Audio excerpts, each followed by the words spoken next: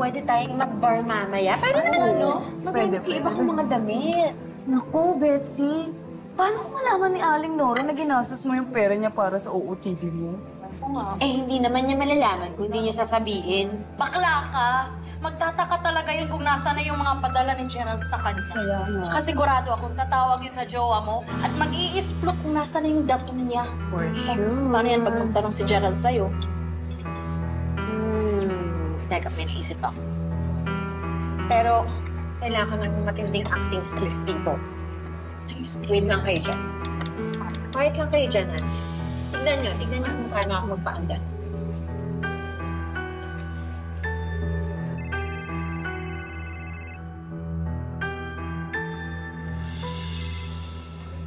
Tatawagan din talaga dapat kita eh. May problema kasi tayo.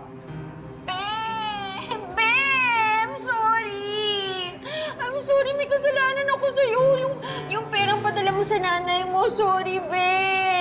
Na-hold up ako, be. I'm sorry. Natanga yung pera, be. Bakit anong nangyari? Okay ka lang ba? Kamusta ka? Sinakta ka ba ng hold-upper? Be, I'm sorry. Muntik niya na akong masaktan, pero nakipag-agawan ako ng bag. Pero nakaiwas ako. Pero nakuha niya pa rin yung bag na may pera. Sorry, be. I'm sorry. I'm sorry, be. Tana, ha? Ang importante, safe ka. Tingnan ko na lang ulit kung kailan makapagpadala ng pera, ha? Tinanggal na ako ni Sir Robert sa trabaho, eh. Ha? Bakit? Alam niya na yung setup namin ni Gina. Narinig niya na pinakasalan ko lang si Gina dahil sa green card. Ano? Be naman! Ano nang mangyayari? Ipapadeport ka ba niya? Be, hindi ka pwedeng umalis dyan! Be, hindi ka pwedeng bumalik dito na mas mahirap pa sa daga! Huwag mo naman ako pagalitan. Namang problema na nga ako, di ba? Teka, alam ba niya na may girlfriend ka dito sa Pinas? Hindi.